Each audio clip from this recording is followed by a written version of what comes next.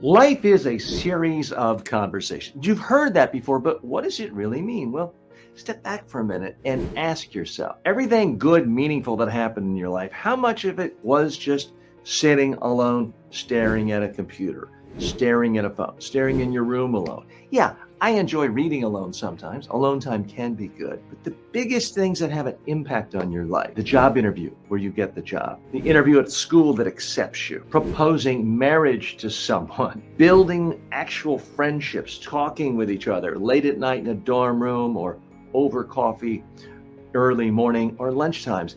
It's conversations that actually create the fundamental building blocks of our lives. So it's critically important that you get good at it. If you want a good life, you actually have to be good at having conversations. I don't mean you have to become Mr. Extrovert, Ms. Extrovert, and walk up and down the street and talk to every single person you ever see. No, you don't have to become an extrovert. Nothing wrong with considering yourself to be an introvert, but introverts have to have conversations with human beings. You might enjoy a little more time alone, that's fine.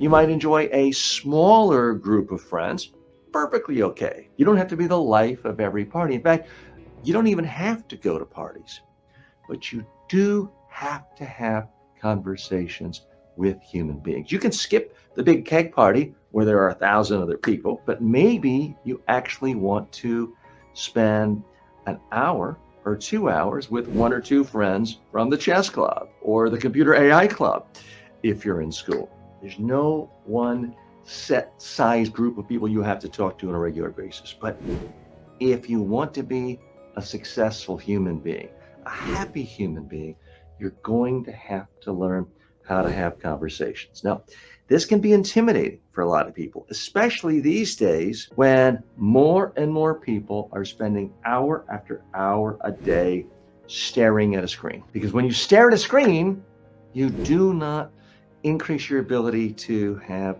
face-to-face communication. Now, if you want to be more successful, then improve your communication skills. The best way to do that, smash the subscribe button right now. I'm all in favor of virtual communication, and yes, I like to talk to people on FaceTime and Zoom, and what we're doing right here on social media is great when people talk to me, but it's no substitute for actually talking to someone in real life. It's conversations like that that quite often have the biggest impact. In the business world, when you land your biggest clients, the 6-figure, 7-figure, maybe even 8-figure clients, it's typically because you met with them face to face. If you're an entrepreneur and you're raising venture capital or even significant angel funds, it's not always, but it's typically because you're in the same room looking at those investors. Those investors are looking you. They want to see that you can look them in the face. They want to see that you can understand them,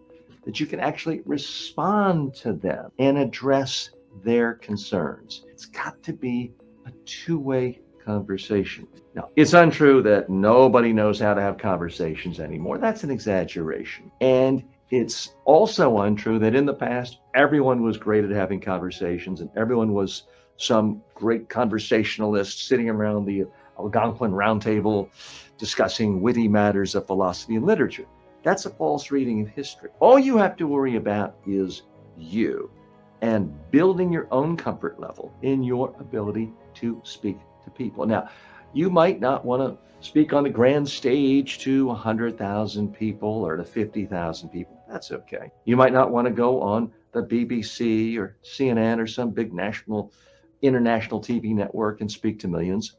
That's okay. There are going to be times in your life when you want to speak to one person, two persons, sometimes 5, sometimes 20 people. And I want to give you the skills you need to come across your very best. For starters, realize that a conversation is actually more about listening than you pushing out an agenda, pushing out a message. Where people go wrong quite often is think, I'm going to wait my turn, ignore everyone else, and go through my own mind everything I want to say. And then I'll just push it all out. And don't look at me or interrupt me or ask questions because I don't want to forget what I'm going to say. Wrong.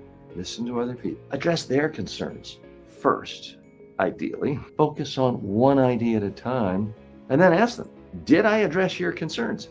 This applies in personal conversations. It applies in the business world for large corporations, for startups. If you're a startup and you're having a conversation with an investor, their first question, their first concern is, what does this business do? Their second question is, how does it possibly make money? When you are giving a presentation like that, which is a type of conversation, you need to address those concerns right out of the box.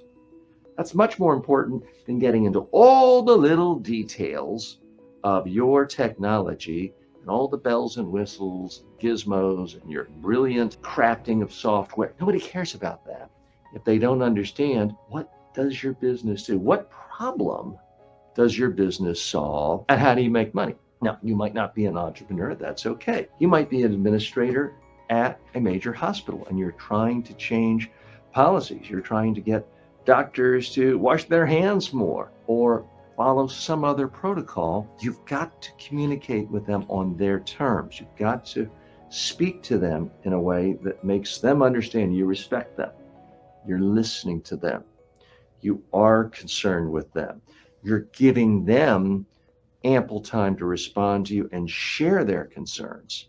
And together, you can figure out something that seems reasonable to everyone. That is the essence of good conversation.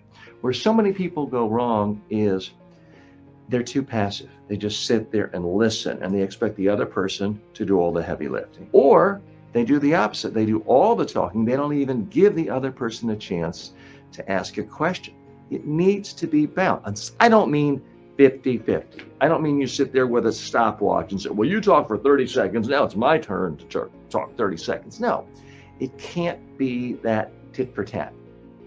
It has to be roughly a flow that goes back and forth. And what makes it flow is you actually listening. Someone says something to you, whether it's a friend, a business associate, restate in your own words and then ask them, am I getting it? Did I understand you correctly? If you do, they're going to love you for it. They're going to think, finally, somebody actually gets me. Somebody's actually listening to me. And that will advance the conversation. It will make them much more open to hearing your views.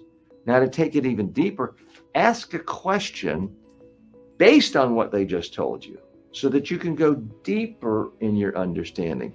That's how real conversations progress. Superficially is just to listen to them, say, okay, you've had your piece. Now let me say what I want to say. And you can have people going back and forth for hours.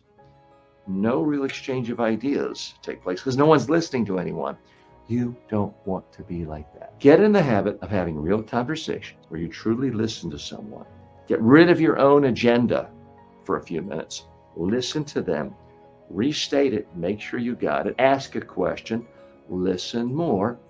But then it is your turn to participate with more than questions. It's your turn to share your ideas, your thoughts, your reflections, your expertise even. If all you do is ask questions, there's a chance the person feels like you're interviewing them or interrogating them like they're a criminal and you're the police officer. You don't want that. It needs to be more or less an even exchange, a meeting of minds. If you learn to have conversations like this, it's going to help you in your personal life. It's going to help you in your social life. It's going to help you in your professional life, your business life, whether you are just beginning and launching a startup, whether you are an 80-year-old chairman of a publicly traded company. These conversation skills will make life better for you and everyone you know.